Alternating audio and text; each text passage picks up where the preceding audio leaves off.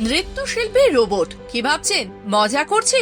একদমই না। চলতি বছরে 29শে জানুয়ারি থেকে চীনা নববর্ষ উৎসব শুরু হয়েছে এবং তার সাথে শুরু হয়েছে বসন্ত উৎসবও। আর এই নববর্ষের সাথে বসন্ত উৎসব চলাকালীন একটি সমন্বিত নৃত্য পরিবেশনায় নৃত্যশিল্পীদের পাশাপাশি মঞ্চে উপস্থিত হয় 16টি রোবট, যা অবাক করেছে মানুষজনদের। আর সেই রোবটদের দিয়ে যা করিয়েছে চীনের এক কোম্পানি, তা দেখে বিস্ময় এবং খুশিতে হাততালি দিয়ে উঠেছেন দর্শকেরা।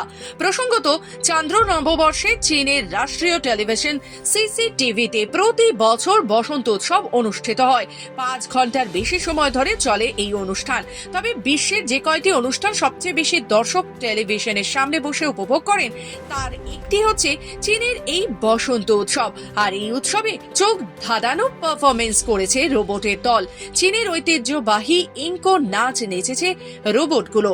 এই নাচে বাজনা, তালে তালে শরীর নাড়ানোর পাশাপাশি হাতে থাকা বস্তু ঘোরাতে এবং সেগুলো শূন্যে ছুড়ে আবার লুফে নিতে হয়। আর এই নাচে সোশ্যাল মিডিয়ায় প্রকাশ হতেই শুরু হয়েছে জোর চর্চা। অনেকেই প্রকাশ হওয়া ভিডিওতে কৃত্রিম বুদ্ধিমত্তার প্রশংসা করেছেন, আবার কেউ কেউ বিরক্তিও প্রকাশ করেছেন।